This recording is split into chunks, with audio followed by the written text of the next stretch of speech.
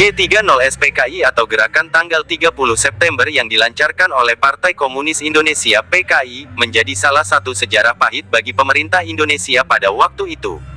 Peristiwa ini terjadi tepat hari ini 30 bulan 9, 56 tahun silam. PKI merupakan salah satu partai tertua dan terbesar di Indonesia. Partai ini mengakomodir kalangan intelektual, buruh, hingga petani. Pada pemilu tahun 1955, PKI berhasil meraih 16,4% suara dan menempati posisi keempat di bawah PNI, Masyumi, dan NU. Sejarah berdirinya PKI tak lepas dari Indische Sociaal Democratische Vereniging (ISDV), partai kecil berhaluan kiri yang didirikan oleh tokoh sosialis Belanda, Hendrikus Josephus Franciscus Maris Snivliet atau dikenal dengan Henk Snivliet. Dikutip dari buku Sejarah untuk kelas 12 oleh Nana Supriyatna, ISDV menyusup ke partai-partai lokal baik besar maupun kecil, seperti Sarekat Islam (SI). Beberapa tokoh SI yang melejit pada saat itu antara lain Semaun dan Darsono, yang tak lain berperan penting dalam pendirian PKI. Pada tahun 1920-an, ISDV kemudian mengilhami lahirnya PKI dengan Semaun sebagai ketua dan Darsono menjadi wakilnya. Dalam buku Tan Malaka, Pergulatan Menuju Republik tahun 1897 sampai tahun 1925 yang ditulis oleh Heri A.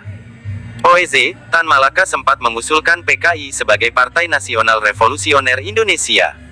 Namun, nama yang diusulkannya ditolak oleh Semaun. Sejarah PKI. Peristiwa G30 SPKI terjadi pada tahun 1965 dan dimotori oleh Dipa Nusantara Aidit atau DN Aidit, pemimpin terakhir PKI. Di bawah kendali DN Aidit, perkembangan PKI semakin nyata walaupun diperoleh melalui sistem parlementer. Dikutip dari buku Api Sejarah 2 oleh Ahmad Mansur Suryanegara, menurut Arnold C. Bregman, DN Aidit mendukung konsep Khrushchev, yakni, if everything depends on the communists, we would follow the peaceful way. Bila segalanya bergantung pada komunis, kita harus mengikuti dengan cara perdamaian.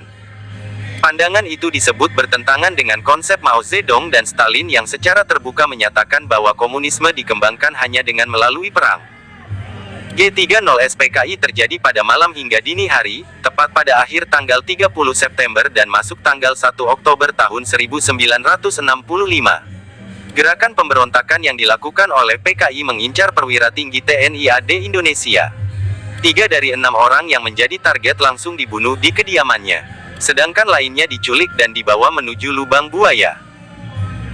Keenam perwira tinggi yang menjadi korban G30 SPKI antara lain Letnan Jenderal Anumerta Ahmad Yani, Mayor Jenderal Raden Suprapto, Mayor Jenderal Mas Tirtodarmo Haryono, Mayor Jenderal Siswondo Parman, Brigadir Jenderal Donald Ishak Panjaitan dan Brigadir Jenderal Sutoyo Siswomiharjo. Tujuan G30 SPKI. Tujuan utama G30 SPKI adalah menggulingkan pemerintahan era Soekarno dan mengganti negara Indonesia menjadi negara komunis. Seperti diketahui, PKI disebut memiliki lebih dari 3 juta anggota dan membuatnya menjadi partai komunis terbesar ketiga di dunia, setelah RRC dan Uni Soviet.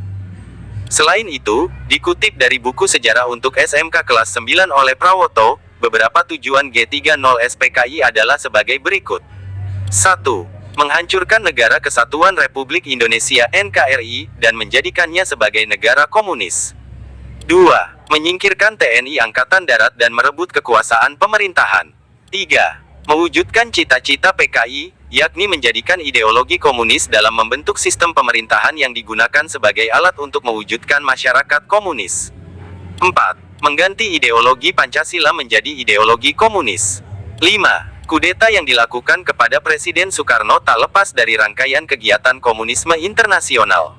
Kronologi G30 SPKI. Tindakan dan penyebarluasan ideologi komunis yang dilakukan oleh PKI menimbulkan kecurigaan dari kelompok anti-komunis.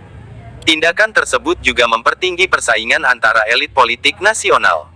Kecurigaan semakin mencuat dan memunculkan desas-desus di masyarakat, terlebih menyangkut kesehatan Presiden Soekarno dan Dewan Jenderal Angkatan Darat. Di tengah kecurigaan tersebut, Letnan Kolonel Untung, Komandan Batalion I Kawal Resimen Cakrabirawa, yakni pasukan khusus pengawal presiden, memimpin sekelompok pasukan dalam melakukan aksi bersenjata di Jakarta. Pasukan tersebut bergerak meninggalkan daerah Lubang Buaya. Peristiwa ini terjadi pada tengah malam, pergantian hari Kamis, tanggal 30 September tahun 1956 menuju hari Jumat, tanggal 1 Oktober tahun 1965. Kudeta yang sebelumnya dinamakan Operasi Takari diubah menjadi Gerakan Tanggal 30 September. Mereka menculik dan membunuh para perwira tinggi Angkatan Darat. Aksi tentara tersebut pada tanggal 30 September berhasil menculik 6 orang perwira tinggi Angkatan Darat. 6 jenderal yang gugur dalam peristiwa G30 SPKI antara lain Letnan Jenderal Anumerta Ahmad Yani, Mayor Jenderal Raden Suprapto, Mayor Jenderal Mas Tirtodarmo Haryono, Mayor Jenderal Siswondo Parman, Brigadir Jenderal Donald Ishak Panjaitan dan Brigadir Jenderal Sutoyo Siswomiharjo. Di samping itu, gugur pula Ajudan Menhankam Kasab Jenderal Nasution, Letnan 1 Pierre Andreas Tendean dan pengawal Wakil Perdana Menteri 2 Dr. J. Leimena, Brigadir Polisi Satsuit Tubun. Salah satu jenderal yang berhasil selamat dari serangan PKI adalah Ah Nasution. Namun, putrinya yang bernama Ade Irma Suryani Nasution tidak bisa diselamatkan. Sementara itu, G30 SPKI di Yogyakarta yang dipimpin oleh Mayor Mulyono menyebabkan gugurnya TNI Angkatan Darat, Kolonel Katamso dan Letnan Kolonel Sugiono. Kolonel Katamso merupakan Komandan Korem 072 Yogyakarta. Sedangkan Letnan Kolonel Sugiono merupakan Kepala Staf Korem. Keduanya diculik dan gugur di Desa Kentungan, sebelah utara Yogyakarta. Latar belakang G30 SPKI. Secara umum, G30 SPKI dilatar belakangi oleh dominasi ideologi nasionalisme, agama, dan komunisme, Nasakom, yang berlangsung sejak era demokrasi terpimpin diterapkan, yakni tahun-tahun 1959 sampai tahun 1965 di bawah kekuasaan Presiden Soekarno.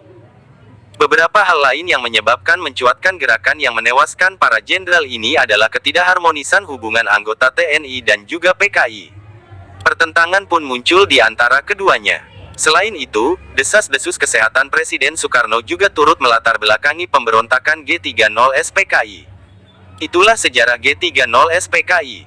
Setelah gerakan tersebut berhasil ditumpas, muncul berbagai aksi dari kalangan masyarakat untuk membubarkan PKI.